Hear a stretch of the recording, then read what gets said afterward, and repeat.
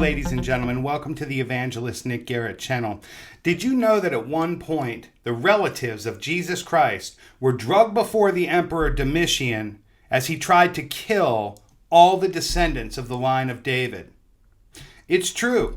We learn about it in chapters 19 and 20 of Book 3 by the church history Eusebius of Nicomedia. Let's begin with the brief description given in chapter 19. It says, Domitian commands the descendants of David to be slain.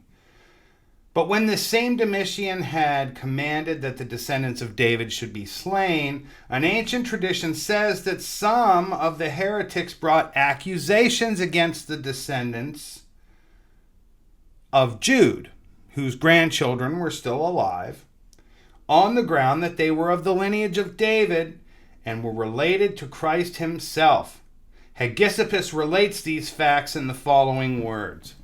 Now, before we even get into this, we know of many relatives of Christ that are alive during his lifetime. The Bible tells us, and regardless of what it says in the Magisterium, the Catechism of the Catholic Church, that there is a doctrine of perpetual virginity, we know, for example, that Jesus' brother James at one point was the Bishop of Jerusalem, and that he was followed by Simeon, the son of the brother of Joseph, Jesus' earthly father.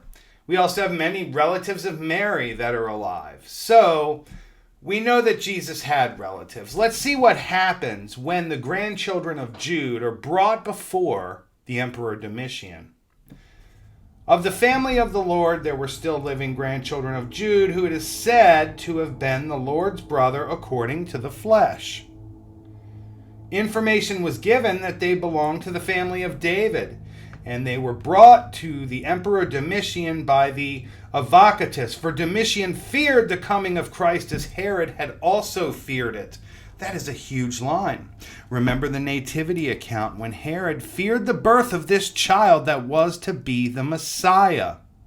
Go back to Genesis, the Proto-Evangelium 3:15 and 16.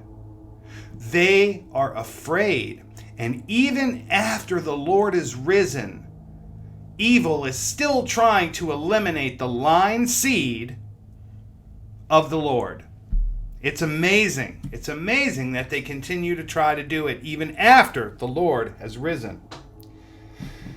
And he asked them if they were descendants of David, and they confirmed that they were. Then he asked them how much property they had or how much money they owned, and both of them answered that they had 9,000 denarii, half of which belonged to each of them. And the property did not consist of silver, but of a piece of land which contained only 39 acres, and from which they raised their taxes and supported their families.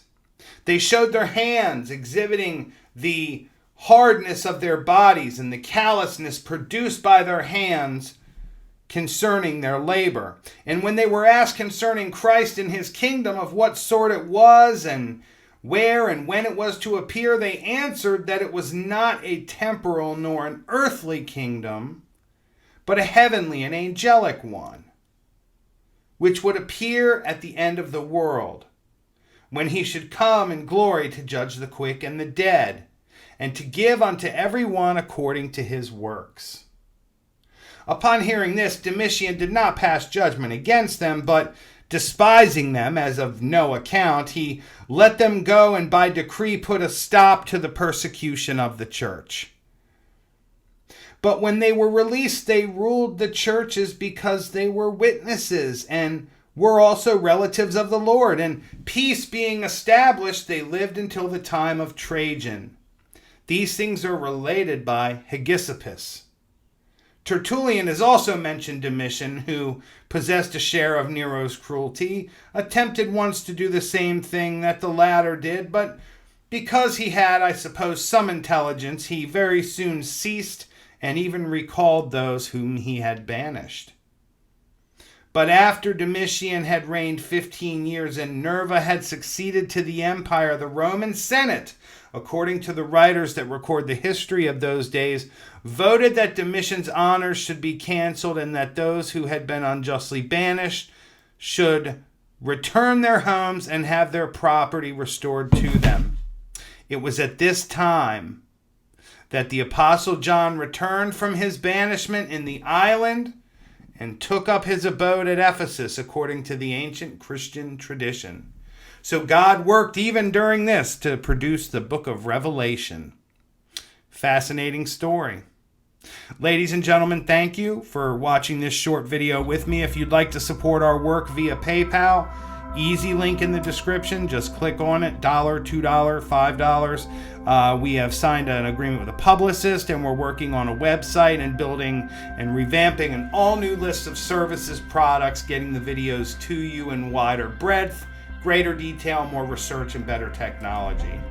I appreciate the support that you all continue to give this channel, and I hope that you are edified by the things that we learn together. So I will see you next time. God bless you, and as always, may your work today bear fruit. Thanks.